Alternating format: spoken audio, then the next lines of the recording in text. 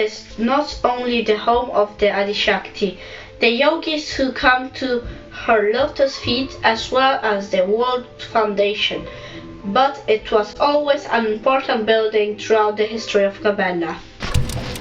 It was the home of the noble Spinola and Doria family, who ruled the Piedmont region for almost 2 centuries. In the 17th century, the structure was made complete, with a roof which resembles the castle what looks like today. Its foundations date back to 2,000 years ago, in the time of the Romans, when it stood strong as a fortress, ready to protect against any danger, even in World War II. After bombing in Geneva orphanage, Professor Rapiti sheltered and raised the orphan girls in the castle for 3 years.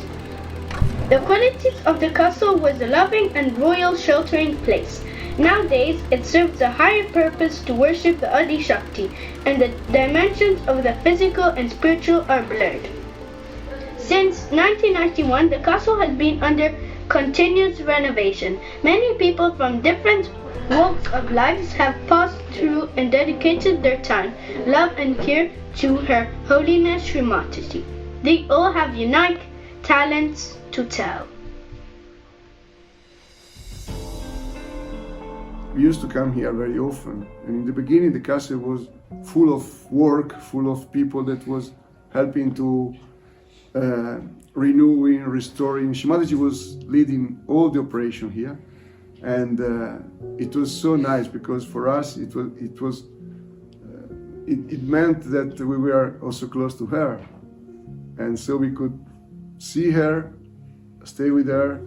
She used to talk with us, and this was very nice. My own originally, I'm Ukrainian.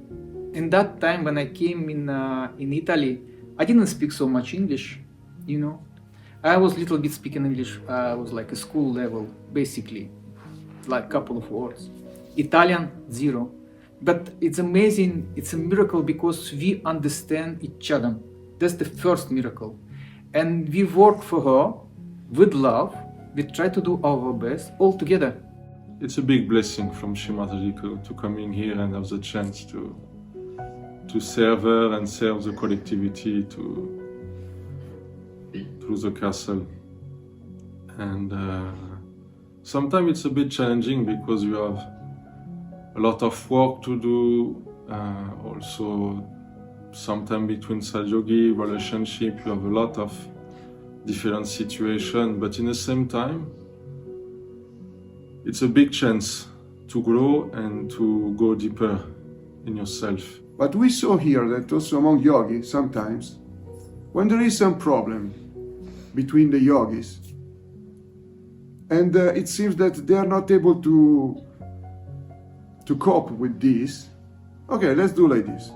Let's go in the castle, let's go in Shri Mataji's living room, let's bow down to her, and let's meditate together in front of Shri Mataji.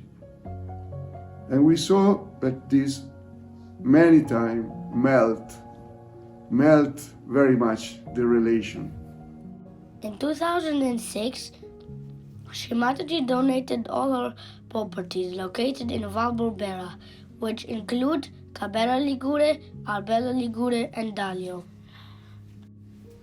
The Sagyogis want a world with no violence, but enlightened humans following the vibrations of Shri Mataji. The Sagyogis want to spread Shri Mataji's teaching and practice of Saji Yoga meditation all around the world. And as you know, the main event are the international puja. And you know, I tell you one thing. When there is an international puja, all the yogis come from some countries. They come here, they take everything under their own management, let's say, and they host all the other yogi of the world. This is something so beautiful and it's unique. You don't see any other place where someone comes from abroad in Italy, then this place in Italy is no more Italy, but it became Russia, it became Australia, it became United States, it became India.